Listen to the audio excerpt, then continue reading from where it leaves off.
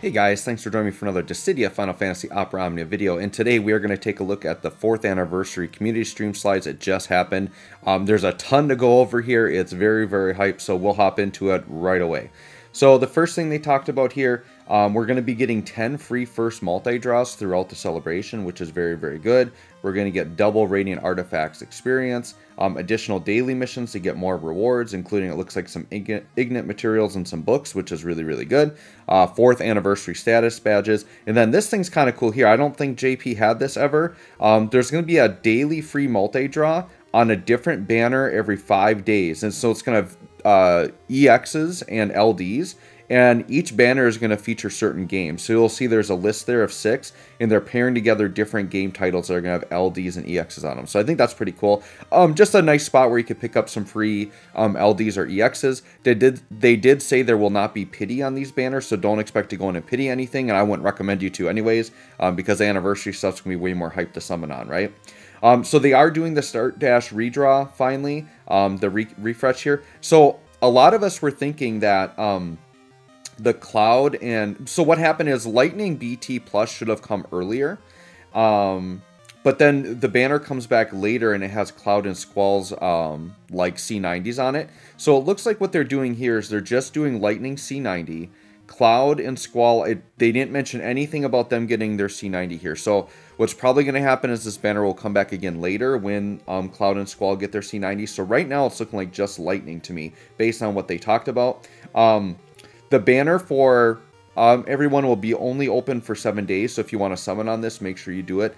Just take your first free multi, and you probably don't need to go too deep on this. The reason why is because moving forward, Lightning is actually on another banner, and she's like the main one you would want to summon for if you're going to summon. I don't recommend summoning for this, though, because, like I said, the main anniversary banner is going to be way more hype, right? Okay, and then they are resetting the co-op first meet rewards, so you're going to be able to earn up to 4,000 gems just through doing co-ops, which is really good. And then they're bringing back all the costumes for like Cloud, Squall, and Lightning, right? And Lightning's got 2 costumes.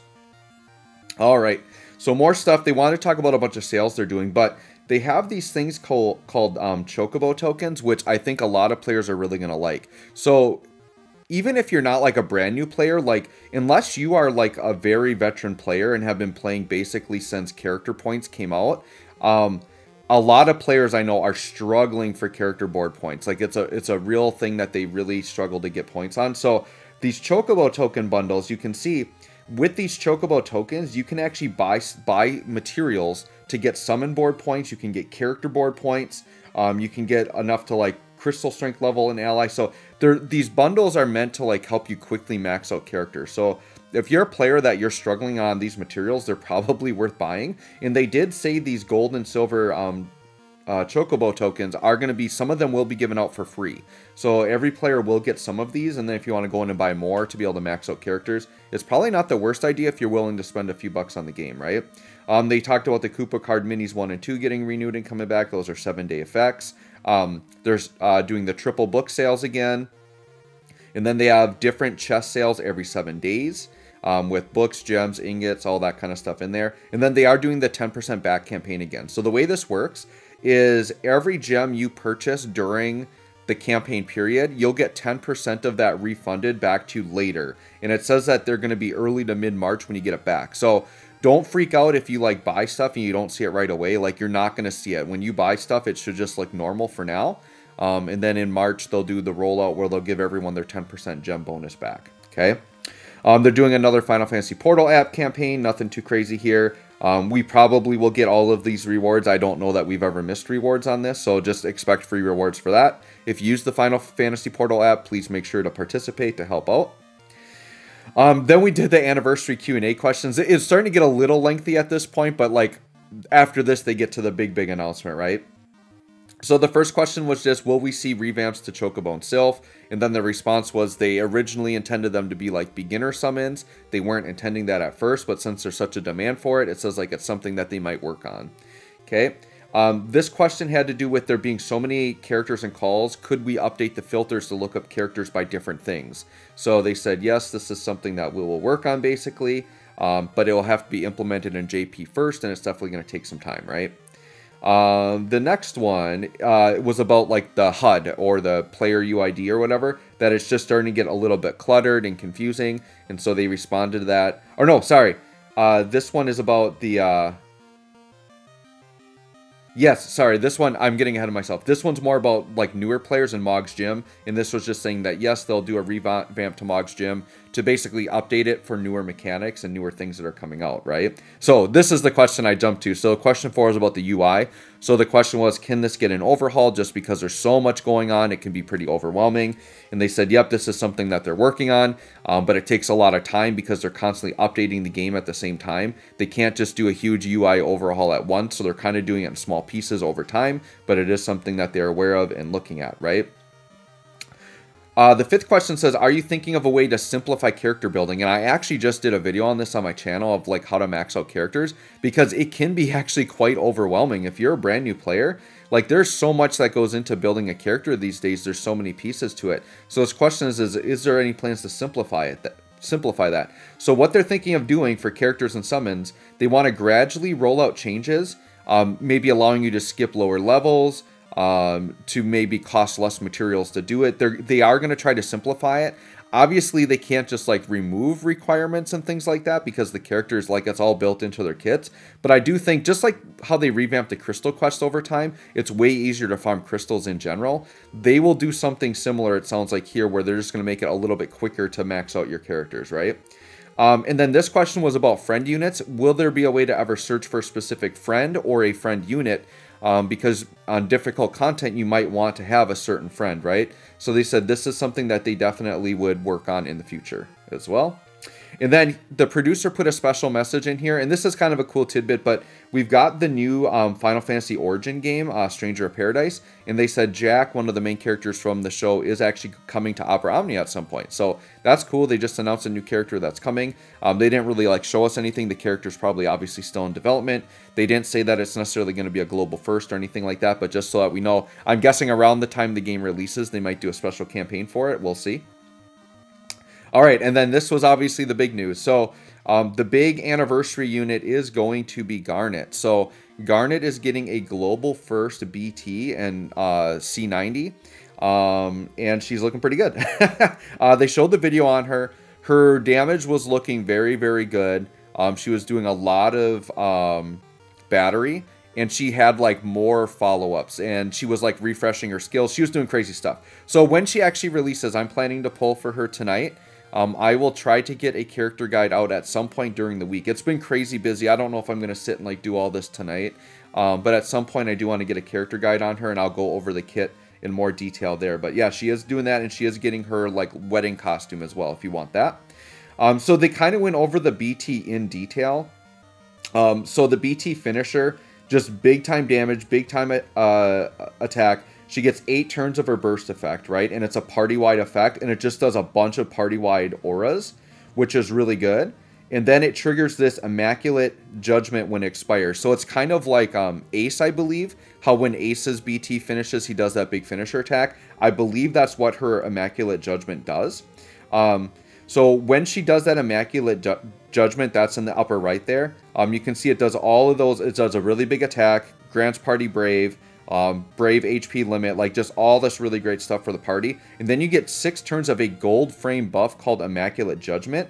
And the Immaculate Judgment buff is attack 50, int brave 50, brave damage 50, HP damage 20, overflow gain 30, increased brave 30% of total HP damage at the end of turn. So it does everything. So Garnet to me now is looking like the solid Bart's replacement, where she's just providing auras and like so much for the party, but then she's going to be doing way more damage and just doing a ton of stuff, right? So I think I'm planning to just green her. I've got plenty of green materials.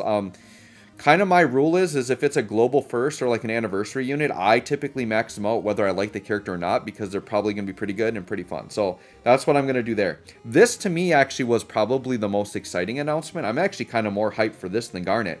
We're getting a new global first event, and it's called Crevasse. And this Crevasse event is really cool because they're like Lufenia Plus missions, but you actually pick you pick like what the countdown orb is going to do. So they give you like 5 choices and you pick one of them. And then you have like the codes, right? So on other events that we've done similarly, where you have the codes where it'll restrict you by crystal color or weapon or whatever, you can actually set those restrictions yourself. And then based on the restrictions you set, you get more points. So you can, this is really fun because you can really play around team building with this, right? So then let's say you want to use a particular character. So let's say you want to use like a turn deleting character, right? Like Zidane or something. Well, you're going to pick an orb, hopefully that would allow you to like no turn the bosses, right? So like if there's an orb that requires the bosses to take turn, you could just not choose that one and pick a different one if you want to try to no turn the boss. So we'll see what it looks like when it actually drops, but I thought this looked really awesome and really exciting. The best thing a game can do for itself is to give you new content to use these characters, right? Because why pull for the characters if there isn't content to play? And they know we're in garbage time right now. They know that we're all aware that we don't really have to pull for anything. Like, we can coast through this era basically till force weapons. Well, now this Crevasse offers something different where it might encourage us to use different characters and pull for new people, right? So I think this is fantastic for the game. So this is the new event summary here. So there is going to be co-op in it as well. There's going to be a global first weapon gloss, which is the Chocomog rod, which is that golden rod in the bottom left corner. So obviously that's meant for Garnet. You're going to get first multi-draw free on the banners. So this is why I was saying don't summon on the start dash with gems or tickets, because lightning is the main thing you would want from that, and lightning is going to be returning here with Garnet. So that's very good. And then what we've got here is Lillicet and Prompto are getting their C90s. And so people were wondering where Prompto was going to pop up. I figured it would be during this anniversary cycle because those special campaign characters, that's probably where they're going to put them here, right?